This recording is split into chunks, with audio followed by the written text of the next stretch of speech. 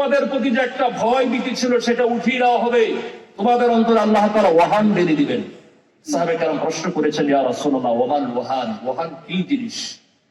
আল্লাহ নবী বলেছেন, হুব্বুদ দুনিয়া ওয়া কারাহিয়াতুল মাউত। এক নম্বর হচ্ছে দুনিয়ার মহব্বত, দুনিয়ার চাকচিক্যের মহব্বত, পরিবারের মহব্বত, সন্তানের মহব্বত, দুনিয়ার পদ পদবীর মহব্বত, যশ খ্যাতির মহব্বত। দুই নম্বর হচ্ছে মৃত্যুকে অপছন্দ করা তথা আল্লাহর রাস্তায় আল্লাহ দ্বীন প্রতিষ্ঠা করার জন্য রণাঙ্গনে শাহাদত বরণ করাকে তোমরা অপছন্দ করো, যার ফলে পৃথিবীতে আজকে মুসলমান নির্যাতিত নিপীড়িত। কথা দেখতে পেতে একটু চিন্তা করে দেখুন, আল্লাহর হাবিবের যুগে তিনি সর্বপ্রথম আদমশুমারি করেছেন মদিনার মধ্যে। তাফসীরে নূরুল কোরআনের মধ্যে প্রথম খণ্ডের মধ্যে এসেছে।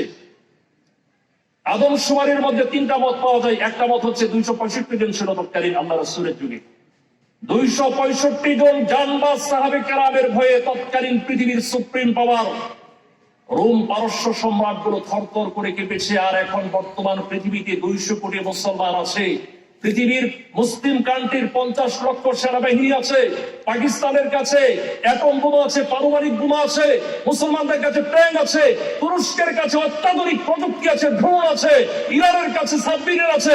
কিন্তু আজ পর্যন্ত পৃথিবীর একটা মুসলিম কান্ট্রি ঐক্যবদ্ধভাবে সিদ্ধান্ত নিয়ে মুসলমানরা মাথা উঁচু করে ইহুদি খ্রিস্টানদের বিরুদ্ধে বলিষ্ঠ ভাষায় দাঁড়িয়ে প্রতিবাদ করতে পারছে না। ঠিক কিনা বলুন? তার একটি কারণ, আমরা এখন সবাই ভীত সন্ত্রস্ত। কিছু বললে না জানি আমেরিকা ক্ষমতাচ্যুত করে নেবে। পৃথিবীর সব রাষ্ট্রপ্রধানগুলো আমেরিকার ভয়ে তটস্থ। তারা এত ভয় পাচ্ছে, কখন না জানি আমেরিকা আমাকে ক্ষমতাচ্যুত করে। এই ভয়ের কারণে আজকে মুসলমান আমরা নির্যাতিত নিপীড়িত। পৃথিবীতে যদি আমরা আমাদের সেই গৌরব ফিরিয়ে আনতে চাই, এক সময় এই পৃথিবীতে মুসলমানদের উত্থান হয়েছিল দুটি বস্তু ধারণ করার কারণে। এখন পৃথিবীতে মুসলমানদের অধঃপতন হচ্ছে দুটো বস্তু পরিহার বর্জন করার কারণে। এখনো যদি মুসলমান সেই দুটো বস্তু ধারণ করতে পারে, 100%, 1000% গ্যারান্টি দিয়ে বলতে পারি, পৃথিবীর সমস্ত শক্তি মুসলমানদের পায়ে লুটাতে বাধ্য হবে ইনশাআল্লাহ। তার একটি হচ্ছে আল্লাহর কোরআন, দুই নম্বর হচ্ছে আল্লাহ রাসূলের আদর্শ সুন্নাহ। আজকে আমরা মুসলমান, বুকে হাত দিয়ে বলুন তো, মুসলমানদের কয়েকজনের ঘরে কোরআনে কারীম আছে বলুন তো? একটা কোরআনে কারীমের তাফসীর গ্রন্থ কয়জন মুসলমানের ঘরে আছে? আমাদের বাংলাদেশে রবিউল আউয়াল মাস আগমন করলে, বাড়ি রবিউল আউয়াল যখন আগমন করে, এদেশের বাংলাদেশের সমস্ত মিষ্টির দোকানগুলো আশিক রাসূলুল্লাহ কে শেষ করে ফেলে। কিন্তু বলুন তো, আল্লাহ রাসূলের একটা পূর্ণাঙ্গ সিরাত গ্রন্থ কার ঘরে কার বাড়িতে আছে? আছে বলেন? যদি থাকে আলহামদুলিল্লাহ, আর থাকলেও তো সেটা ধরার সময় নেই। কারণ একটা জরিপ এসেছে, আমাদের বাংলাদেশের ম্যাক্সিমাম মানুষ দৈনিক, আমরা ফেসবুকে 5.5 ঘন্টা ঘরে আমরা ফেসবুকে সময়। সুবহানাল্লাহ কইবেন না নাউজুবিল্লাহ কইবেন? 5.5 ঘন্টা আমরা ফেসবুকের মধ্যে টাইম দিচ্ছি, কিন্তু আল্লাহর কোরআন পড়া, রাসূলের আদর্শ, রাসূলের সুন্নাহ, রাসূলের সিরাত পড়ার মতো সুযোগ কপাল পোড়া মুসলমানদের হয় না। মুসলমানরা মার খাবে না, খাইবো কে বলেন তো?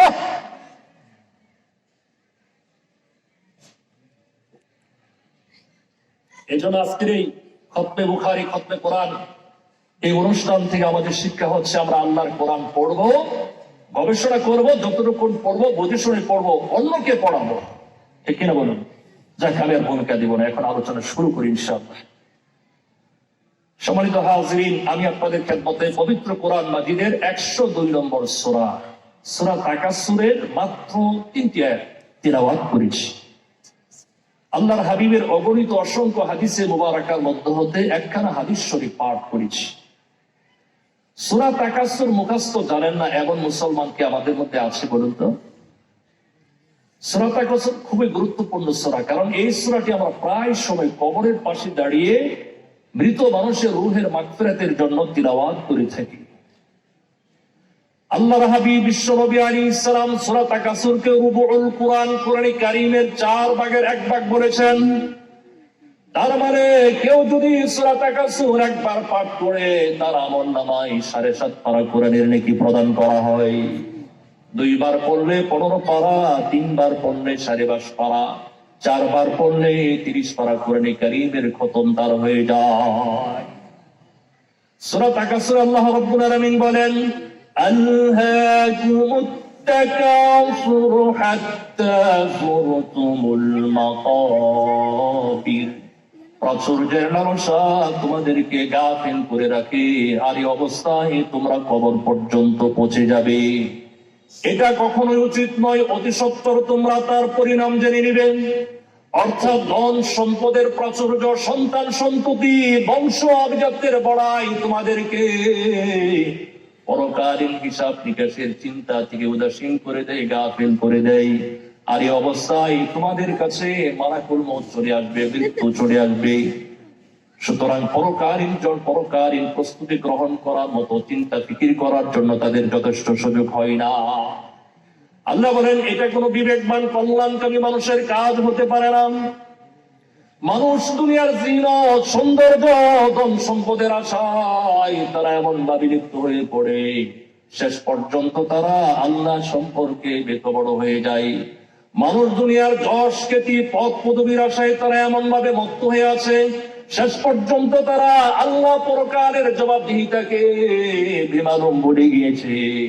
এটা আমার আল্লাহ রাব্বুল আলামিন পবিত্র কোরআন মাজিদের সূরা মুনাফিকুনের 9 নম্বর আয়াতে বলে দিয়েছেন, ইয়া আইয়ুহাল্লাযীনা আমানু লা তুলহিকুম আমওয়ালুকুম ওয়ালা আওলাদুকুম আন যিকরিল্লাহ।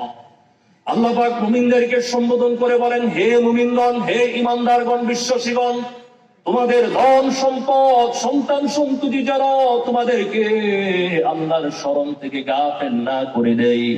আল্লাহ বলেছেন যারা এই ধন সম্পদ, সন্তান সন্ততির কারণে আল্লাহর স্মরণ, আল্লাহর জিকির থেকে গাফেল হয়, ফাউলাইকা হুমুল